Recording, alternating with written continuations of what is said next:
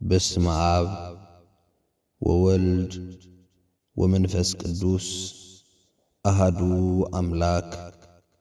أمين يتبارك እግዚአብሔር አምላክ አበዊነ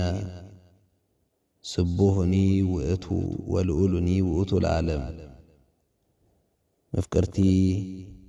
እመቤታችን ቅድስት ድንግል ማርያም ደቀ አዶም ቅዱሳን በፍጹም ሰላም ናይ ክርስቶስ ከመያለኹም ሎሚ ከም ፈቃድ እግዚአብሔር አምላክ እንሪኦ ርእስቲ مستزلنايو وقتي نايكيناتن وركيناتن زفر حيوات من قد خازة سق نهوات كاخت أمت الزقبر من قد نهواتن قديمو سلزلو نزنا قرزي بقالك زيابيهر عملاخ كنم مهارلون كنتس أنا نعلون كنقبروز قبانا نقرون كنقبر نزك على እግዚአብሔር አምላክ ንመልከት እግዚአብሔር ናይ ጥበብ ልቦና ይክፈተልና መልእክት ሐዋርያ ቅዱስ ጳውሎስ ናብ ሰብአ ዕብራውያን ምዕራፍ 13 አፍቅድ 6 ዘሎ ቃል እግዚአብሔር ረዳአየይ እይሞ አይክፈርህን እግዚአብሔር ረዳአየይ እይሞ አይክፈርህኒ እግዚአብሔር ረዳይኡ ዝኾነ ሰብ ከማንም ነገር አይፈርህኒ ወድሰብ በጊዜ ሽግር በጊዜ ኹናት በጊዜ ሕማም እታአዝዩ ዘፍርሖ ናይ መጨረሽታ ዝበሃል ነገር ሞት እዩ ባርከስ ኣብ እግዚአብሔር ህይወት ክሳብ ዝሃለወ እቲ ንእግዚአብሔር በእግዚአብሔር ዝውከል ንእግዚአብሔር ዝኣምን ምስ እግዚአብሔር አምላክ ዝነብር ሰብ አይፈርህን እዩ ነዚዩ ዝቃል እዚ እግዚአብሔር ረዳአየይ እይሞ አይክፈርህን ሰብከ እንታይ ከይገብረን ንበል ድብል ደሎ እግዚአብሔር ረዳአየይ እይሞ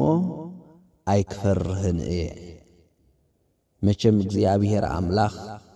ወድ ሰብ ዘአምኖ ነገር እንታይ እዩ እንተዳይልና እቲ ካብ ካልኦት ሰባት ክረኽቦ ዝኽእል ነገር ኣብ ሰብ ተጸጊዑ ዝነብር እንተዳኣ ኮይኑ እቲ ዘድልዮ ነገር ካብ ካልኦት መራሕቲ ይኹኑ ወይም ካልኦት ኣካላት ክረኽቦ ኢሉ ዝሓስቦ ነገር ይጎድል ከም ዘሎ እንተዳኣ ፈሊጡ ይፈርሕ ማለት እዩ ዱካውንቲ ተዓጺው ይፈርሕ ሕክምና ተዓጺው ይፈርሕ ማይድ ስተ የለን ይፈርሕ ዝበልዖ ኸይስእን ይፈርሕ ናይ ሰብ ባህሪ እዚ ወዲ ሰብ ከም ዝበሃሪኡ ካብ ኮነ በቲ ተራ ነገራት ኣብ ቅድሚ እግዚአብሔር ምንም ነገር ደይኮነ ይፈርሕን ይጭነቕን እግዚአብሔር ምስኡ ዘየለ ሰብ ዘፍርሖ ነገር ኣዝዩ ብዙሕ እዩ ወዲ ሰብ ነቲ ክበልዖ ኢሉ ዝተዋሃቦ እንጌራውን ድፈርሓሉ ዘመን በፂሑስ እቲ ንሱ ክእዝዞ ዝተዋሃበ ፍጡር ነገር እቲ ንሱ ክምገቦ ዝተዋሃበ ፍረታትን ካልእ ነገራትን ምግቢ ብዝዓለም ዘሎ ኖ እዚኣ ሳይበልዓኒ ንጨጎራይ እዚኣ ሳይበልዓኒ ንኸምዚ እንዳበለ ካፍቲ ንኽበልዖ ዝተዳለወሉ ነገር እውን ፈሪሑ ይነብር ኣሎ ምስ እግዚአብሔር ዘየለ ሰብ ዘፍርሖ ነገር ብዙሕ ክኸውን ከም ዝኾነ ርዱ እዩ ካብ እግዚአብሔር ምፍላይ ኣዝዩ ዘፍርሕ ነገር እዩ ወዲ ሰብ ምስ እግዚአብሔር ሃለዋቱ የለን ኢሉ ኣብ ዝኣመነሉ ግዜ ፍርሒ ክጅምሮ ዘለዎ ካብዚ ግዜ እዚ እዩ ወዲ ሰብ ምስ እግዚአብሔር ይነብር ከም ዘሎ ዝፈልጥ እንተዳኣ ኮይኑ መንገዲ ናይ እግዚአብሔር ይኽተል ከም ዘሎ ዝርዳእን ዝኣምንን እንተዳኣ ኮይኑ ዘፍርሖ ክኽእል ከፍርሖ ዝኽእል ኣካል ግና የለን እግዚአብሔር ረዳአየይ እይሞ ኣይክፈርሕን ሰብከ እንታይ ክገብረኒ ስለ ቃሉ ክብርን ምስጋናን እግዚአብሔር አምላክና ይኹን ሰብከ እንታይ ክገብረኒ እግዚአብሔር ረዳአየይ እይሞ ኣይክፈርህን ሰብከ እንታይ ክገብረኒ ሰብ ነታ ስጋዊት ንብላ ወይም ንስጋና ክቐትል ይኽእል ይኸውን መንፈስና ግን ኣዝዩ ርሑቕ ይኻብኡ ፍርድና እግዚአብሔር ኩሉ ፍርድ ብዝዓለም ዘሎ ኣብ እግዚአብሔር ጥራሕ እዩ ህይወት ኣብ እግዚአብሔር ክሳብ ዘላ ክርስቶስ ብቃሉ ወንጌል ከም ዝበሎ መንገድን ሓቅን ህይወትን ኣነ ክብሪ ምስጋናን እግዚአብሔር ኣምላኽና ይኹን ብተወሳኺ ኣብ ትንቢተ ሃጌ እምበኣርሲ ምዕራፍ 1 ካብ ፍቕዲ 5 ዘሎ ቃል እምበኣርሲ እግዚአብሔር ጎይታ ሰራዊት ከምዚ ይብል ኣሎ እስከ ብልብኹም መንገድኹም ሕሰቡ እስከ ብልብኹም ንመንገድኹም ሕሰቡ እስከ ብልብኹም መንገድኹም ሕሰቡ እንታይ ማለት እዩ እስከ ብልብኹም መንገድኹም ሕሰቡ ኣፍቅድ 6 ቀፂሉ ንስኻትኩም ብዙሕ ዘራእኹም ሒደታትኹም በላዕኹም ኣይጸገብኩምን ሰቴኹም ኣይረወይኹምን ተኸደንኩም ኣይሞቕኩምን እቲ ውዕለቱ ዘእቱ ነቲ ዝወዓሎ ኣብ ነዃል ማሕፈዳ የንብሮ ኣሎ እግዚአብሔር ጎይታ ሰራዊት ብልብኹም መንገድኹም ሕሰቡ ይብል ኣሎ እግዚአብሔር እንታይ ይብል ኣሎ ብልብኹም ንመንገድኹም ሕሰቡ እዚ ቃል እዚ ካብ መጀመርታ ጀሚሩ ብዛዕባ ምስራሕ ቤት መቅደስ ወይ ምሕዳስ ወይ እንደገና ምስራሕ ናይ ቤት መቅደስ ይዝብል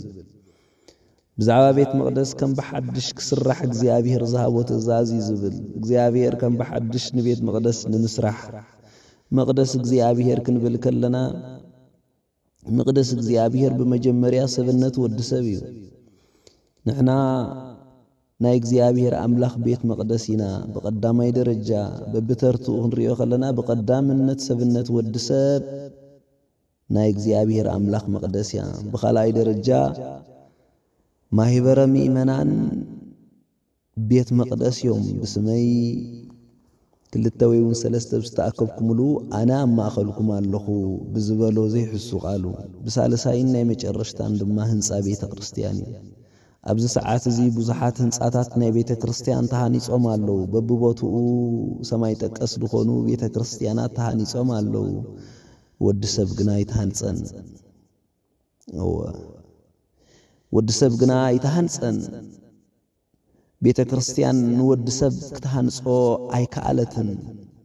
ንወዲ ሰብ ኣቀዲማ ክትሃንጾ ዝግባኣ ሰብነት ቤት መቅደስ ወዲ ሰብ ተቀዲሙ ክህነጽ ድግብኦ ኣይሃነጸትን ዘለናዮ ግዜ ሰብ ዝፈርሓሉ ዘሎ እዋን ሰብነቱ መቅደስናቱ ስለዘይተሃንጸ እዩ ኣይምርኡ ስለዘይተሃንጸ እዩ ኣይምርኡ ኣብ እግዚአብሔር አምላኽ በፍጹም ትውክልቲ ኣይገበረን ዘሎ ስለዚ እቲ ብዓለም ዝሰምዖ ጫውጫውታ ንነፍስ ወከፍ ሰብ የፍርሖን የተክዞን ኣሎ እግዚአብሔር ምስኡ ዝኾነ ግን ኣይፈርሕን እዩ ብድነድነ ጸልማት እኳ እንተኸድኩስ ክፉ ኣይፈርሕን እግዚአብሔር ምሳይ ኢሉ መዝሙር ዳዊት እግዚአብሔር ጓሳየ እዩ ምዕራፍ 23 እግዚአብሔር ጓሳየ ይዝጎድለኒ የብለይን ኢሉ ነይሩ እግዚአብሔር አምላኽ ጓሳና ንኽኸውን ሕሊፍና ንሃባን ነፍስና ሽዑ ዕረፍቲ ክንረክብ ኢና ዘለናዮ ወቅቲ ጽቡቕ ኣይኮነን ብዙሓት ኣብ ካልእ ነገራት ኣለና ሕጂውን ኣብ ካልእ ነገራት ክብል ከለኹ በቲ ብስጋዊ ዘፍርሕ ነገራት ተጨኒቕና ኢና ዘለና እምበር ነፍስና ንኸውን ግዜ ኣይረኸብናን بفتصوم كعقبنا زخل نجارات أم ترقامنا نركب زلنا مبري نتسمياوي دخون نجوس نتنايزل ألم عرفت زلوا نجوس نتي هوتنا بملؤ بهوت كان برز خل نجوس مجد حق إن هوتنا أبو زخون جويتا نعواف سمايات كمتجب زي تجمو جويتا نسألك عن النحات عن بمعرزنا وازنيبو فرتات دمجب جويتا نزحيال أملاخ نزحيال نجوس بزي موكلنا جنا أيمرنا يربشالو أبي يوحنس وانجيل تصحفك قال ذكروا لبخم يشبر بأي إمنو لبخم يشبر بأي إمنو نقال እግዚአብሔር አምላኽ ንእመኖ ንክርስቶስ ንእመኖ ንክርስቶስ ንከተሎ እግዚአብሔር አምላኽና ንከተል ኣብ ቤተ ክርስቲያንና ንንበር كل نايز عالم زيزة في الرح زلو نقرات دما تقنتي تخطف ألنايو بحيل እግዚአብሔር واساينايو زقود لنا يبلون زقود لنا من نقر يلن كم زب إبراويان كنبلو تسنحنا قالون أزينا كنستنتنو يقبعنا مالتيو قالتي أزيو حيال قالي نيوتناون أزي تقوم اللو እግዚአብሔር ረዳዬ እሞ አይክፈርህን ሰብከ እንታይ ክገብረኒ ይንበል ስብሐት ለእግዚአብሔር ልዑል ወለወላዲቱ ድንግል ወለመስቀሉ ክቡር አሜን እግዚአብሔር ጓሳየዩ ዝጎድለኒ የብለይን